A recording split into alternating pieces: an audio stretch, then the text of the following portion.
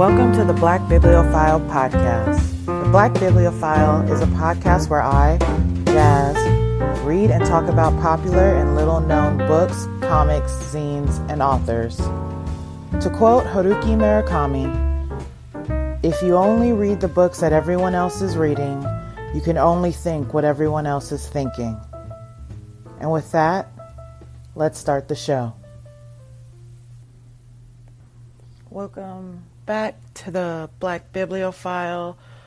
My name is Jazz, and let's just get into it.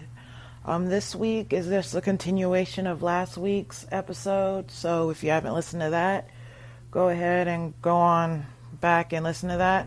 I'm finally, in episode 4, I believe, I reviewed the first 2 books of the Inheritance Trilogy by N.K. Jemisin. So, The 100,000 Kingdoms and The Broken Kingdoms. So, if you want to hear my thoughts on those books, or just, know what the hell I'm talking about, go back to those last 2 episodes and check it out. This episode, I'll be talking about the 3rd novel in the trilogy called The Kingdom of Gods, and the novella that follows that one, The Awakened Kingdom. But I wanted to give you an episode because I just finished this beautiful trilogy and I just wanted to share.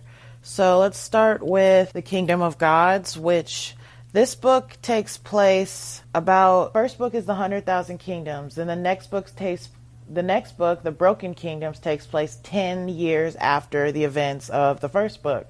And then in the 3rd book, The Kingdom of Gods, this takes place, I believe, 300 years after, or is it 100 years? It's either 100 years or 300 years after the event of the Broken Kingdom. And this book centers on Sihi, the trickster god. So let me read the summary of The Kingdom of Gods by N.K. Jemisin. Shahar, the last scion of the Aramiri family, must choose her loyalties. She learns to trust Si, the godling she loves, yet her duty as an Amari heir is to uphold the family's interests, even if that means using and destroying everyone she cares for. So that wasn't like the best summary, but it was the most concise thing I could find. My brief summary of the book is it's following the trickster god Si, or I call him C, S-I-E-H, but I think it's Si, or C. My brain just goes C because it's easier.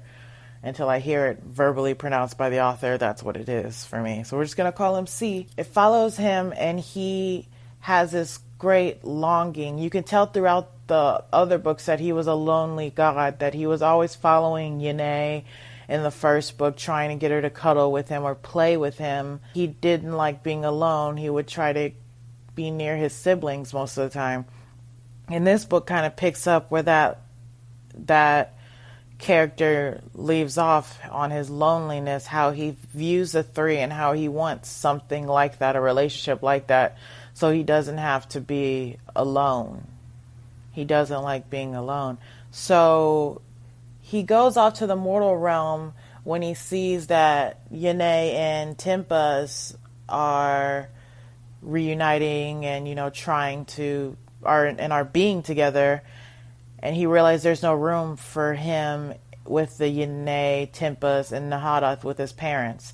He realized that's a relationship unto himself, and there's no room for a 4th within the 3. So he goes off to mope, feeling sad, and he ends up in the underpalace of Sky, which is, if you guys don't remember, Sky is the palace above the city Shadow that is where the Amiri or Aramiri live. So he goes to the underpalace of Sky, which is where his old quarters used to be when he was a prisoner/slave of the Aramiri, or Inefida, if you remember what that word means. And he finds the 2 Amari heirs. They're about 6 years old, and Shahar, who is this fair-skinned blonde, like typical Aramiri look, and her twin brother Jakarta, who looks more who has dark skin and dark, long, straight hair. He's like the outcast of the family. He finds these two twins and immediately forms a bond with them and plays with them, because C is the god of childhood and the trickster and like pranks and like all things mischievous. So he's like, he loves hanging out with children. So he's like, let's play or what have you. And these kids, love to play with him and stuff like that. And so they're like, oh, tell us a story or a secret. I forget the reason that he says he'll come back in a year, but basically they make a deal that he'll come back in a year and meet them in the same spot to like answer a question or something. And if they cared so much, they'll be there. So fast forward a year later, and he is in the Under Palace again, and those kids come back and they're like, no, I remember the reason why the kids, he does something and he owes them a wish. He owes the kids a wish. And the kids wanted time to think about their wish. The siblings, Shahar and Decca, wanted to make sure they got the wish right. So he gave them a year to the day and time for them to figure out what their wish should be. And when he comes back a year later, Decca steps forward after like all this bullshit. Decca steps forward and is like, we just want you to be our friend. And at first says like you want friendship, and the minute he thinks they're up to their Aramiri tricks and trying to enslave him and have him as like a pawn within their scheme. Like, so if he gives them friendship, that means they can use him however he wants and command him however he wants. And he's not about that life, and he's about to like basically murder those kids. And then he realizes that they just want to be friends, like how little kids just want to be friends. So he's like, all right, we can do that. And they're like, they want to be true friends. So they're like, okay. So so Se manifests a blade and cuts his hand, and then they all cut their hands to seal the oath of the friendship. And then all of a sudden, shit goes awry and everything goes black. That's kind of how the book starts. Out of the trilogy, out of the 3 books, this book, I believe, was the hardest for me to get into. I love C as a character. I love his mischief and the way he interacts with the other gods, and especially how he interacts with Yene and their bond, their like mother and son bond that they've always had since the first book. But this book, it wasn't the same for me. Like when it's just him, you're focused within his thoughts and his mind, and that's where you're at. I didn't feel like I could get into it as much because he's darker than how he appears in the other books. Like, of course, he seems dark and dangerous in the other books because he's a god, and like the childhood facade is just that, it's a facade. So, of course, he seems dangerous, but in this book, but he didn't seem moody before, like moody as in like how he's moody as a child and like most a lot. But in this book, he just seems so sad in the beginning and so lonely. And I guess that's the point that Jemisin was trying to get across. But I was having the hardest time because I was like, all right, bro, this is rough. This is the way she was writing him was completely different on how I viewed him in my head. But I was interested nonetheless in how his bond with those 2 children could mimic the bond the 3 have, Yene, Nahadoth, and Tempest have. So I was like, all right, let's keep reading. And the book as a whole, though, is not my favorite of the trilogy. I like the way it ends, and of course the story is told well, the metaphors are great, and it's like it's amazing writing, and it's a great continuation of the books as they are. But out of the 3, it didn't feel as high stakes as the other 2. Like with the first book, The 100,000 Kingdoms, which focused on Yene, there were stakes, and there were like it was like a countdown basically for that book, and you just felt how intense every moment was and how everything led up to this one point. And then with The Broken Kingdom, which was the second book, focused on Ori, it had the same kind of thing. There's like a countdown, and you're trying to figure out, what is this organization? What does this have to do with Ori? What is different about Ori? Why are all these gods dying? Like, there's an actual like murder mystery slash what the fuck's going on feeling throughout the whole book. But with this one, there is a murder mystery, but it's the BT dubs. It is this. I'm going to stop real quick. This is like a spoiler warning because I'm going to spoil this series. So if you haven't read these books and you want to read these books, I suggest you stop listening. Or if you haven't read these books and you care what I'm about to say, you should stop listening because I'm just going to go. So anyways, back to what I was saying, which I low-key forgot. But with this book, there is a murder mystery in it, but there are mysteries in this book. So after they do the blood oath, C and the children like cause this massive explosion in the Under Palace, and C completely vanishes. Later to find out he ends up within Nahadoth. Nahadoth finds him and tries to keep him inside of himself to try to help heal C and try to help slow down whatever's happening to him. So we cut back to C basically being summoned back to Sky from out of Nahadoth. So we cut to Sai, and he's like 16 years old now, which he doesn't age. So he's supposed to stay a child forever. And he's like weak and feeble, and basically he's becoming mortal.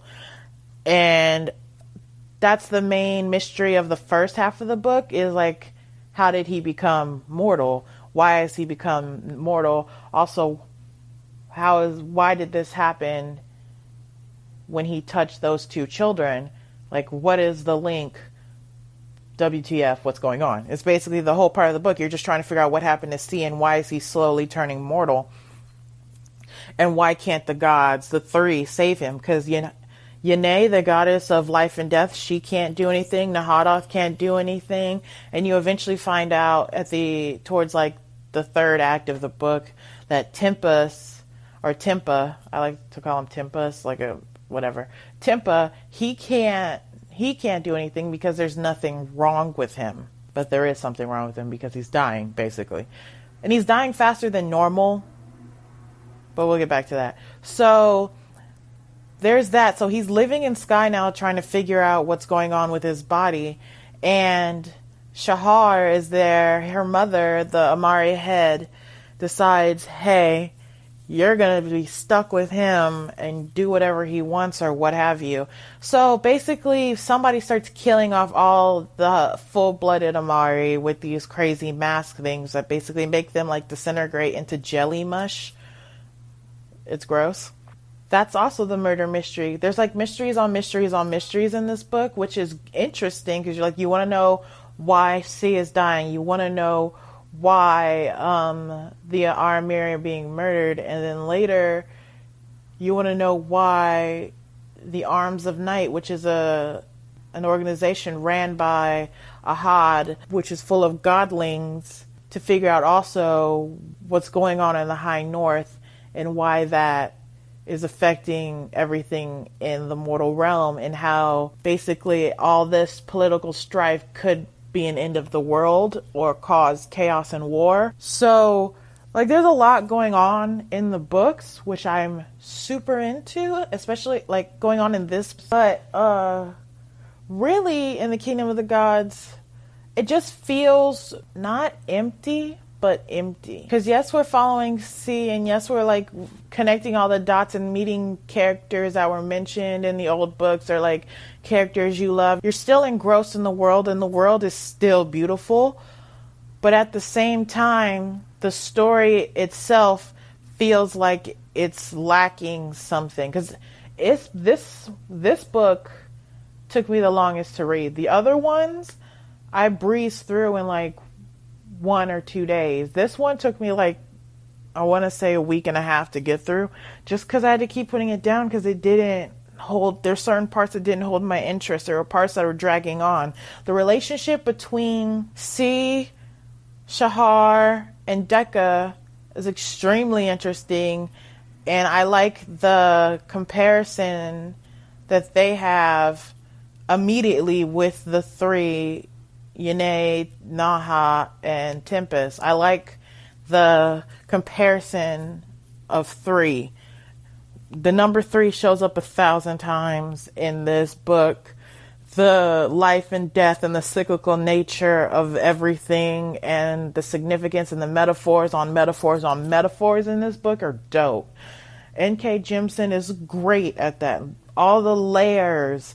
Like, you could just write a dissertation about the mythology and the lore and the imagery that she puts into this story. Because it took the last 2 books to get to this point and for you to see the evolution of it. It's amazing because it's literally, the whole book is basically about life and death and the gray areas in between and the cyclical nature of life and death and rebirth, basically. That's kind of what that's about. And then on top of that, it's about love and family and how that also has love, family, and friendship, and how that also has this strange cyclical nature, a lot like life and death and birth and rebirth.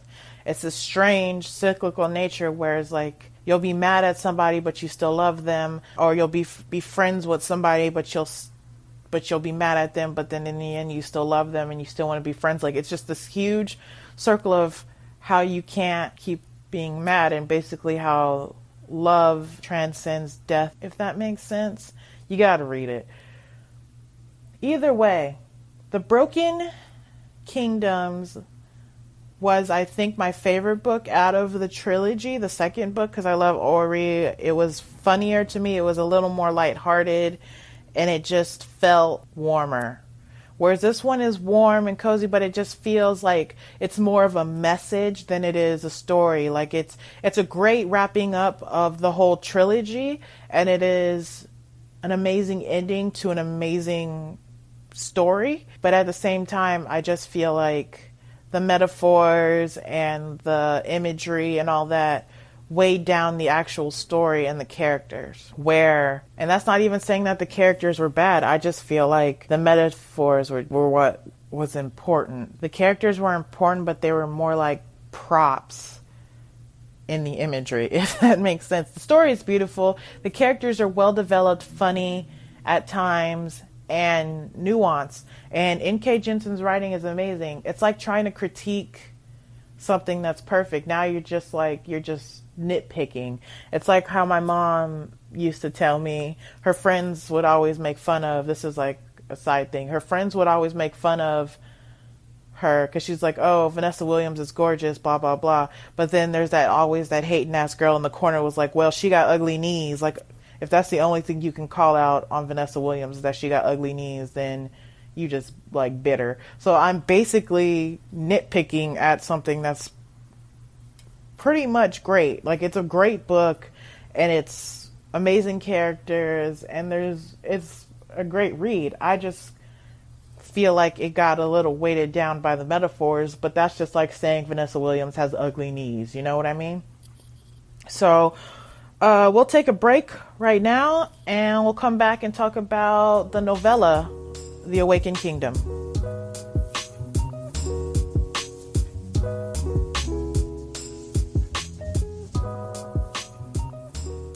So, welcome back. Let's get into The Awakened Kingdom, which is a novella that takes place after the Inheritance trilogy. So it is a sequel to the trilogy as a whole. And this is the summary for The Awakened Kingdom. As the first new godling born in thousands of years and the heir to see the trickster, Shill's got big shoes to fill. She's well on her way when she defies her parents and sneaks off to the mortal realm, which is no place for an impressionable young god. In short order, she steals a demon's grandchild, gets herself embroiled in a secret underground magical dance competition, and offends the oldest and most powerful sibling. So this novella by N.K. Jemisin is a really great sequel to the trilogy. For all the complaints that I had for the last book being metaphor heavy and like less light and fun as the other books, this makes up for it in a way because it is so lighthearted and so interesting and cute. Like, it's cute because Shill is cute. So this book, I believe, takes place like, I want to say 300 years after the events in the in the Kingdom of Gods. 300 years from the last book. And Shill is the first godling born from Yene. And she is born out of like the grief of, spoiler alert, the death of C in the last book. So C dies at the end of the last book, and his parents, him being their first child, they're drowning in grief and mourning, and they're ultra sad. And like eventually she gives birth to Shill, and they all notice like there's a hole in the universe that C left when he died, and Shill believes that she should have to replace her brother. So she tries to fit into this trickster mold and tries to be somebody she's not, and realizes that she hates being mean and hates playing tricks. When then all of a sudden, like her dad, she goes to her father, Tempa, and he basically tells her, you just be who you are. You don't have to try to be someone else. And if you want to learn more about yourself and about your sibling C, since you're so engrossed in trying to figure out who you are through him, you should go to the mortal realm because he spent so much time in the mortal realm. And Shill, being told over and over by her other mom or other parent, Naha, don't go, it's dangerous, don't go there, because that's where C died and like a bunch of like fuckery happens and lots of gods die there. Basically, she tried to scare the bejesus out of Shill and tell her, nah, don't go. So Shill's like, I want to know who C was as a person to figure out who I am as a person or God or whatever.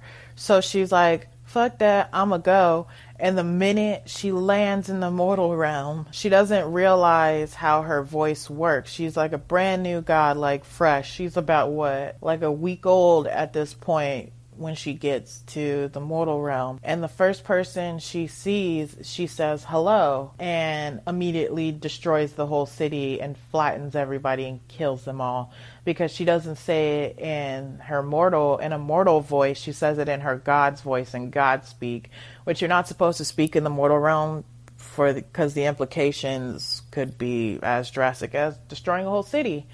And she freaks out, and she sees that there's one survivor, and it's this boy who has put up like a force field around himself, and he's like, fix it now, you've murdered everybody, what the hell, fix it. And because she's a new godling, she doesn't know how. So all of a sudden, I think his name is pronounced Aya. I think it's Aya. Aya appears, and he's like, the fuck is all this? What the hell did you do? Ugh. And then he just negates the whole thing. And we all find out that Aya is the god of nothingness. So he can basically make things appear like they never even happened. So it's not that he cleaned up the mess and revived everybody. He made it so that never actually happened. And the only people who know that what happened is Aya, Shill, and that boy in the force field. Shill runs up to him and goes, I'm so sorry, I don't know what to do. And he's like, I will literally take you back to the God's realm. You need to get yourself under control. You're dangerous. All this, blah, blah, blah. They have like a little hissy fit or whatever. And Shill goes over to the boy in the force field, and he's like, get away from me. And she feels super bad and wants to make it up to him. So she doesn't want him to think she's a terrible god, that she's like a murderous creature. She just wants him to know that she didn't mean it. It was an accident. You know how little kids feel bad about something, they really, really, really, really want you to make sure that you like them. That's kind of what she was doing. And he was like, man, fine. So he gives her an errand to run, and she runs it, and then basically they're cool or whatever. So that's like how the beginning of the short story starts. And I love this short story because of how lighthearted and cute Shill is, and how this one picks up where the Kingdom of Gods left off with the rebirth and birth theme. Because Shill, of course, is like the first new god born in 1,000 years, and she is trying to figure out her nature and figure out who she is by following in the footsteps of C, who died in the last book. So it's like out of his death came her life. So she's trying to find herself. And I'm trying not to a pivotal moment in this book is when she finds out her nature. It's like a coming of age story, but a coming of age story with a godling. So she ages every time she gets a clue into her nature. And at one point she becomes like a teenager, and with that she grows up, and she grows up learning more about this boy that with the force field, learning more about this boy that she encountered, who she immediately was drawn to. So the whole story is about her, Shill, and this boy who we find out his name is Ino, and how they basically come of age together, which she comes of age in like 3 days. So it's their 3 days together. And it's a really great addition to the trilogy, and it picks up also where it left off and where Yane said that humankind would advance to. So I find it a really, really great story, and really great, I don't know how to say it. It's a nice novella and a nice cherry on top of an already beautiful trilogy. So I think if you guys really, really want to start reading N.K. Jemisin, I would start with the Inheritance trilogy. I'll leave a link in the show notes to where you can find this book online. The book I have has all 3 books and the novella in it. And I'll also leave a link below to her website so you can find out more about the author. We're going to take a break, and then we'll come back again, and yeah, see you in a minute, y'all.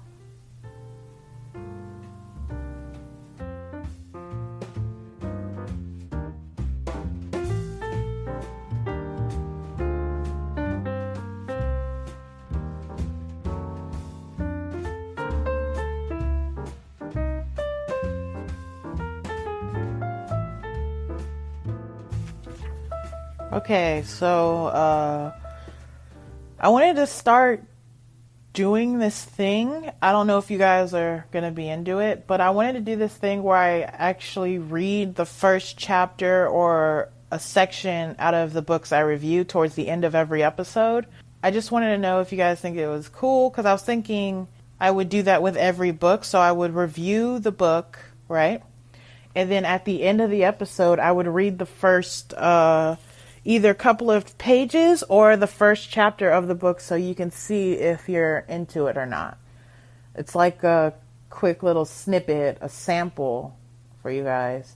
If you guys are into this idea, you can either, tweet me at the Black Bibliophile on Twitter about it, or you can email me at theblackbibliophile@gmail.com. and just hashtag that the Black Bibliophile Pod, and I'll be able to find it immediately if you guys are interested. But I'll do a little snippet I'm going to read a little bit of the Awakened Kingdom novella. I'm just going to read the first 2 pages. So here we go. The Awakened Kingdom, a sequel novella to the Inheritance trilogy. I am born. Hello. Many things happen. The end. Hello again. How are you? I'm fine. I have learned more about proper ways from Papa Tempa. Papa said that what I did before was not the proper way to tell a story, so I will do it over. I do not like the way he says I should tell it, though. That is boring. I want to make you feel like I feel, so I will talk like I think when stuff was happening, and I will start from the very beginning, when my thinking was not so good because I was extra new. I'm glad you are here with me. You are new, too, and now we can be new together. We have so much to learn, everyone says, but I have learned a great deal already, and I will share it with you. See? Here is what I learned today. How to speak to others without making them angry, and how to run if I do make them angry, and how not to blur myself into another so that both of us are lost, and how to come close to the maelstrom without dissolution, and how to name all the names of all the pieces of existence. I learned that besides maelstrom and existence, there is also nothingness. And it goes on for a long, long way. Forever. It is not safe to go there, says Naha. She took me to the edge of the God's realm and showed me. It is very scary, but then so is Naha.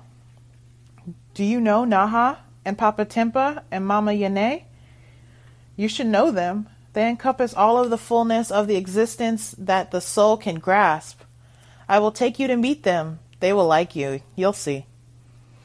Hello, Mama Yane says. I do not have to say hello every time I see someone I already know. Also, Papa Tempa tells me I am doing a wrong thing again. I am supposed to respect time because that is a thing has made for the place where mortals live, and you come from there. You might forget this if I tell it to you now, so I will tell it to you later, and you will remember it when you reach now. That will happen in the God's realm when you go there, which is where you are now, so don't forget. I do not know why you are confused. I explained it fine, okay? Now, I will tell my story. Imagine that you have just been born. It is a very confusing, not like time. Time is easy. There is a lot of pain and messiness, and then suddenly something is new and different and cold and bright. And then something says be, and there you are. And while you lie there screaming, there are hands that touch you and warmth that folds around you, and there are voices, and they are familiar because you've heard them long since before your birth. So you are comforted. But you scream again because the world blurs, and that is when you suddenly discover words like agoraphobia and vertigo and you and other. You do not want to learn these words, but you have no choice. You know world too, which you sort of knew before, except it once meant something entirely different. Once world was warm and dark and close, now world is different, and you must start all over again learning how it works. This is not fair, but the world is often unfair. And then a really bad thing happens. You were wanted. Mama and Papa and Naha wanted you lots.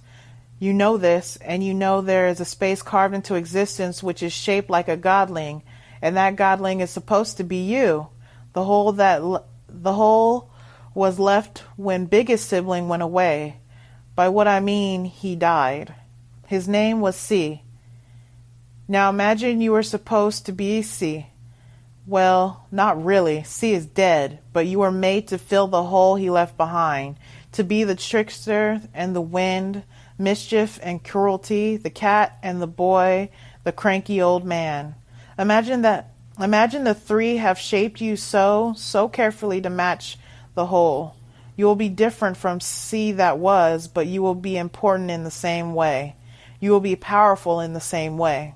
The planets will follow you, and the mortals will tell tales of you, and you will steal all the suns, but only keep the ones that want to be your friend.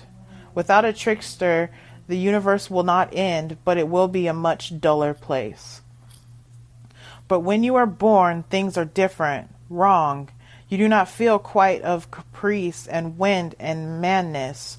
You try these things, and because you're a god, things happen, but they are not the things that should happen, and they do not nourish you.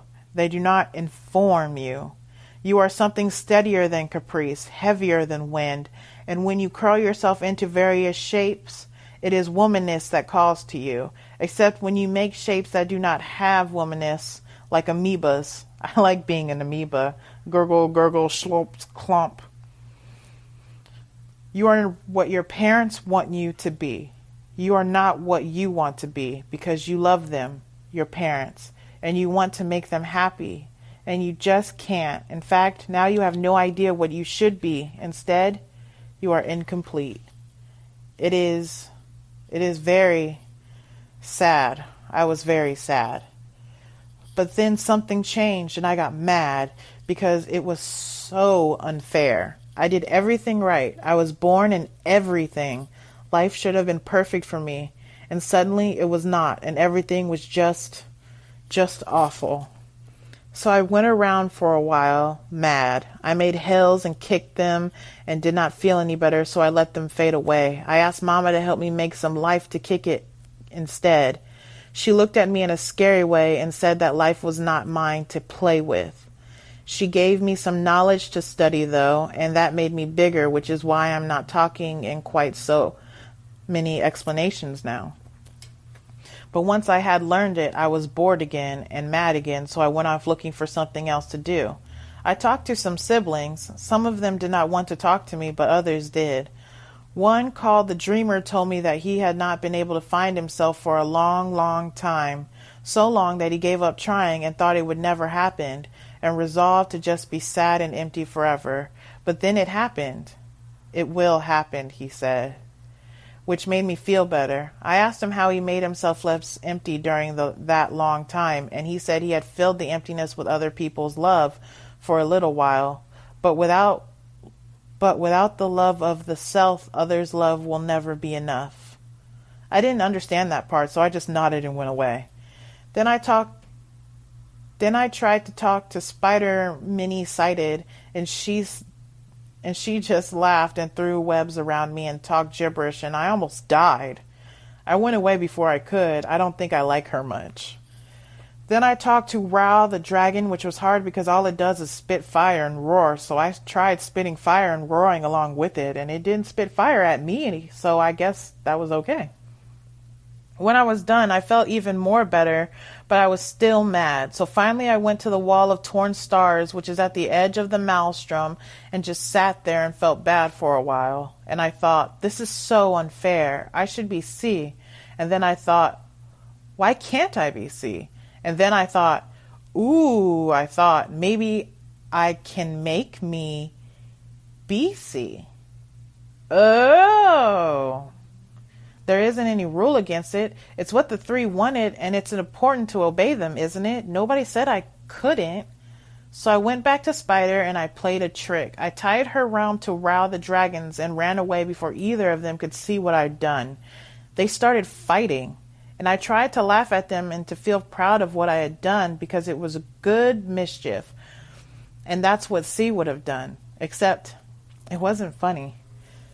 Spider had been mean to me, but Rao had been nice, and I didn't like being mean.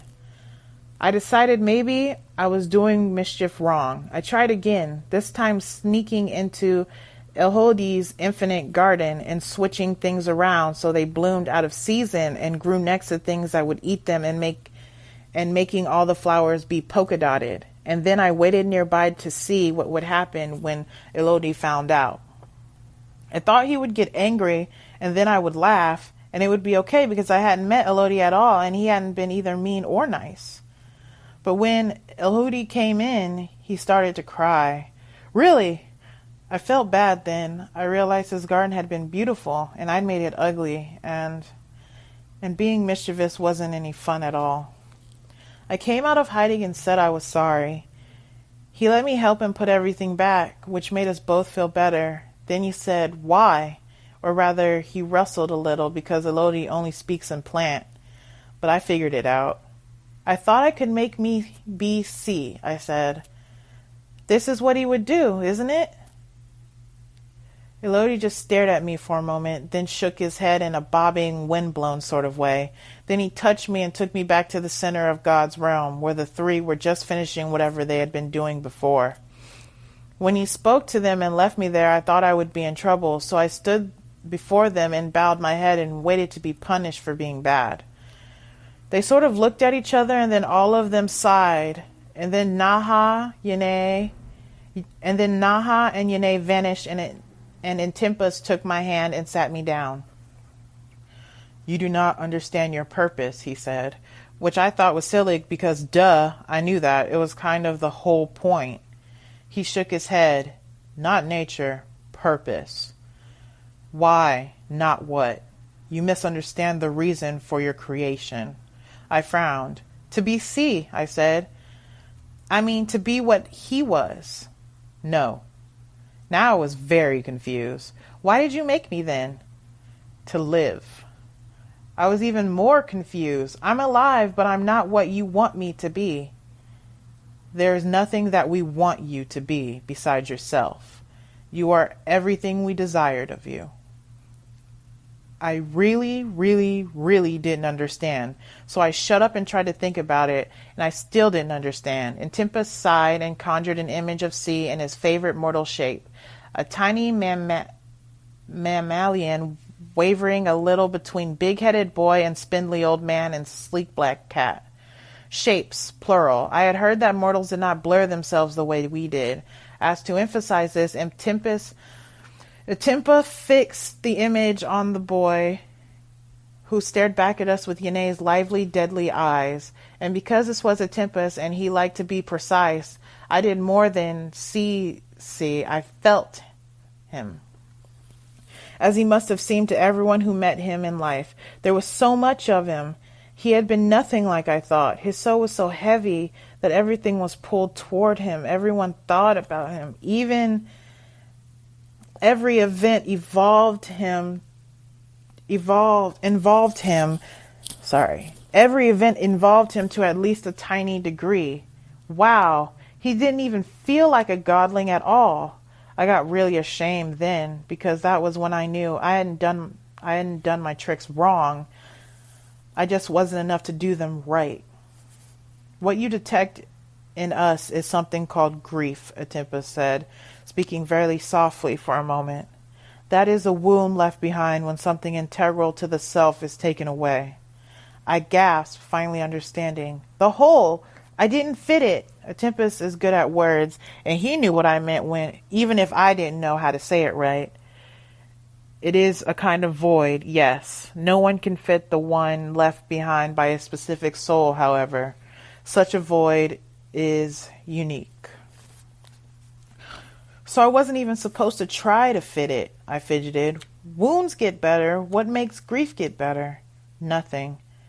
Time can ease it, but nothing ends it. That sounded awful. Grief sounds like a bad thing, I said, frowning. Why don't you and Naha and Mama get rid of it? That would require removing love from existence. Do you believe it would be a good thing to do so? I thought hard. I love Mama and Papa and Naha. I loved some of my siblings. I loved the wall of torn stars and the tiny glowing flowers in Elodie's garden that I had helped him replant. I did not want to stop loving things. No. He inclined his head, which made me feel very grown up. Such things are better endured than avoided. I tried to imagine having a wound that would never heal. I couldn't. I knew what pain was. I had felt lots of that when I was born, and it was terrible. Scary thing, but usually pain went away after a while. How do you endure something that never ends? That is something many of us are still learning. Gods are particularly bad at it. He sighed and let C's image vanish into the swirls of ether. Our grief suppurates unchecked and unfading for eternity. We invariably inflict new pain in effort to ease the old.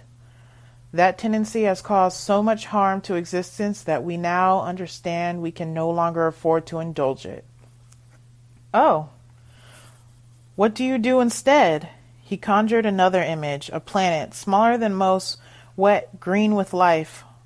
We learn from mortals. They are small and weak creatures in so many ways, but in love they are our equals. In grief they are stronger. Stronger? Everything everyone had told me about mortals made them sound like funny little pets. Yes, they were made to endure death on a scale we cannot imagine. Abruptly, Olympus made a funny face. I had never seen his face be like this. Abruptly, Olympus made a funny face. I had never seen his face be like this. So lately we have attempted to change. It is a mortal technique to conquer death with life. Life. Me. Oh, I finally understood, which was good because Papa Temple was hurting himself to make me understand. He was trying, though, because sometimes it's better to change than to do bad things, and that was what he was trying to tell me. It's hard for Papa to change, but not as hard as it was for him to be alone. My siblings had told me, and we tried to always make sure he was not. But I squirmed because something he had said bothered me. You made me so you wouldn't do more bad things? Siblings had told me all about the God's War. No, Olympus said, and now he was sounding strong again. We made you because you are a good thing. This made me curl up and want to go back to the wall of torn stars.